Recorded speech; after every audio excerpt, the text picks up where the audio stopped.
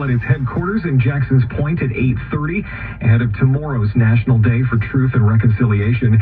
Chief Jim McSween says we need to learn how to support Indigenous communities and encourage discussion about Indigenous history. Coming up in 60 seconds, some economic growth in this country is slowing after not one, not two, but 5 interest rate hikes this year. City News Time, 11:25.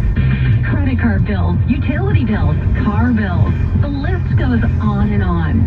Stop paying high interest rates on your debt. Consolidate your debts into one monthly payment thanks to Northwood Mortgage. They'll work hard to find a custom solution that works for you. It's true. Northwood's people work harder for you. Visit northwoodmortgage.com. We're working harder for you.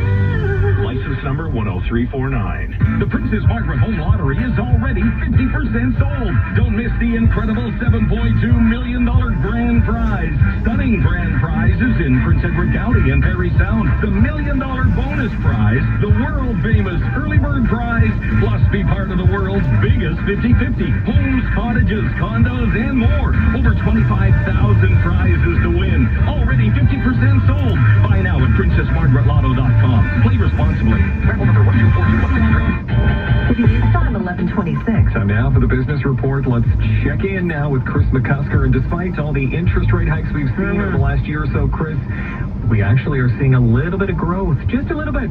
Yes, the technical term, just a little bit, Steve. So GDP in July did show a gain of 0.1%, and we are expecting no growth in August. So there are signs of a slowdown in economic activity in Canada since the start of the year.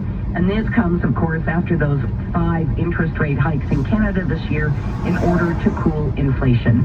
James Marple is senior economist at TD Bank Group. The need to bring inflation down to 2% is the main factor facing the economy, and central banks really want to see evidence that demand is slowing. That's starting to come through in the data. That could mean that we're closer to the end than we are to the beginning. I think we're probably not going to see the same pace of rate hikes to date, and we're probably pretty close to a terminal rate. But we do need to see a slowdown in economic activity to get there. Now, the Bank of Canada is still expected to hike rates again next month. The TSX is down 277 points, 18,372. So that's a drop of 1.5%. We have gold lower by $4, $16.65. Oil has now changed direction. It's higher by 24 cents to 82.38.